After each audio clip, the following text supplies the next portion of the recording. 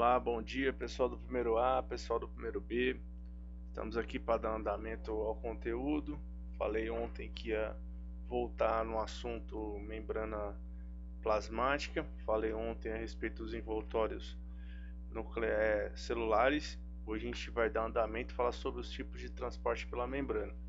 Tá? Ontem a videoaula ficou meio extensa, deu para dar bastante exemplos. Tá? Então espero que vocês tenham aí entendido. Quem não conseguiu compreender o conteúdo de ontem, é improvável que hoje venha assimilar um pouco melhor. Tá? Então o transporte pela membrana, a gente tem que lembrar de que ela é uma membrana hidrossolúvel, ou seja, ela é solúvel em água. Então no contexto geral ela tem permeabilidade de água. Então a água ela passa e entra pela membrana de maneira bem simplificada, ou seja, através de um processo chamado difusão. Então, difusão é o processo de passagem de substâncias pela membrana. Então a gente tem aí dois tipos de difusão: difusão simples, que é a passagem livre de água, que ela não gasta energia, e a difusão ativa, que a gente vai ver depois. A simples envolve passagem livre de água, então a água vai ter livre acesso pela membrana. Nesses processos de difusão simples, que sem gasto de energia, a gente tem a facilitada. Facilitada é facilitada pela proteína. A proteína ela vai se abrir e a substância vai entrar dentro do organismo celular. Então vamos colocar aí uma substância menor, com um carboidrato já quebrado pelo processo de digestão. O próximo é pela pressão osmótica. Osmose é meios de concentração, meio maior ou menor concentração. A gente observa isso em célula nervosa, a gente observa isso em outros tecidos, no qual a gente observa bastante em hemácia também, em meios de concentração, que é o que acontece na situação lá da hemácia estar plasmolizada ou até mesmo hipotomizada, e no qual aí isotônica, que é a que a gente vai ver mais para frente. Então, nesses gradientes de concentração, a gente, como eu falei para vocês, a gente observa isso também em bomba de sódio e potássio na situação de gasto de energia. Então, em termos de processo sem gasto de energia, são só esses três aqui: simples, passagem livre de água; facilitada pela proteína; e osmótica, vai por gradiente de concentração, esse sem gasto de energia. E a gente tem o outro, que é com gasto de energia, que é a partir da bomba de sódio e potássio. Continuando, eis os tipos de difusão simples, exemplificando aí para vocês. Temos a passagem livre de água pela membrana, observando aqui pelos glicocálice. E a gente tem a pressão osmótica, vai por gradientes de concentração ou por íons de concentração. E a facilitada, que é facilitada pela proteína. A proteína se abre e a substância entra dentro do organismo celular. Okay? Esses são os processos sem gasto de energia. Vamos lá agora, transporte ativo, ou seja, a difusão ativa. A difusão ativa, a gente vai começar pelos processos de digestão.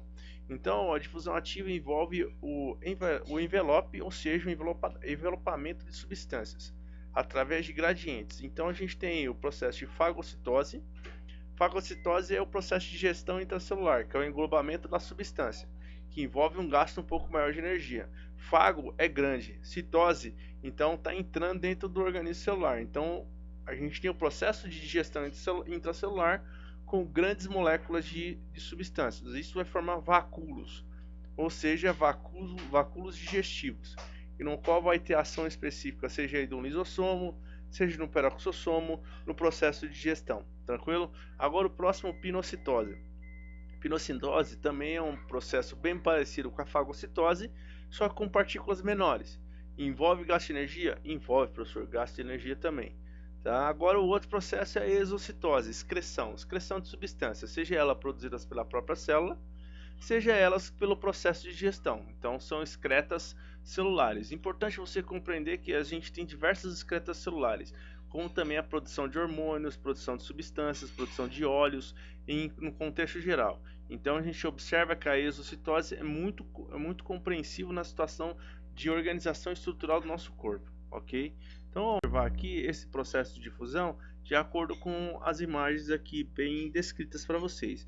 Eis a fagocitose, partículas grandes e sólidas, vai envolver ela, fazendo um fagocito ou fagossoma, que no qual aí vem a compreender esse vacúolo digestivo.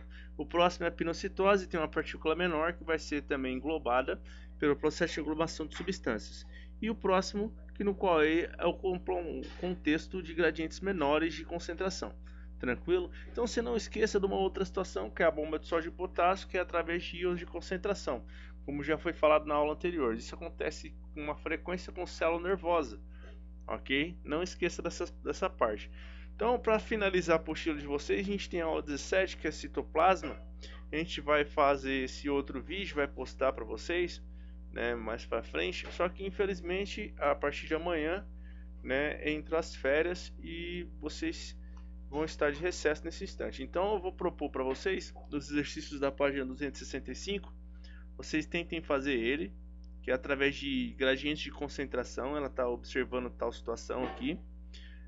Seria interessante você observar o que ocorre com a membrana da célula da batata, no contexto absorção de água, tá? E a outra que tem uma maior concentração de cloreto de sódio, que é o sal de cozinha, que no qual aí vai diminuir essa absorção de água. Então dê uma lida nesse exercício, você vai ter uma abrangência um pouco maior sobre o conteúdo.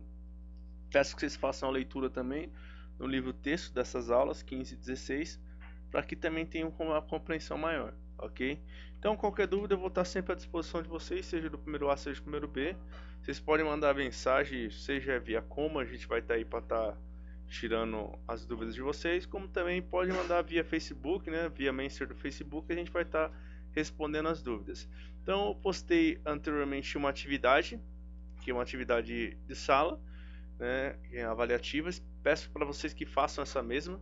Se vocês conseguirem lá, seja imprimir a atividade, fazer ela manualmente, tirar uma foto dela, mandar via e-mail, seria de bom grado. Agora, se você não conseguir imprimir a mesma atividade, você pode fazer ela via Word mesmo e mandar ela para a gente respondida, ok?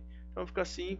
Boas férias para todos vocês, né? Boa sorte para todos também. A gente vai estar à disposição, só aguardando vocês quando a gente estiver voltando aí das férias, tá? Um abraço a todos.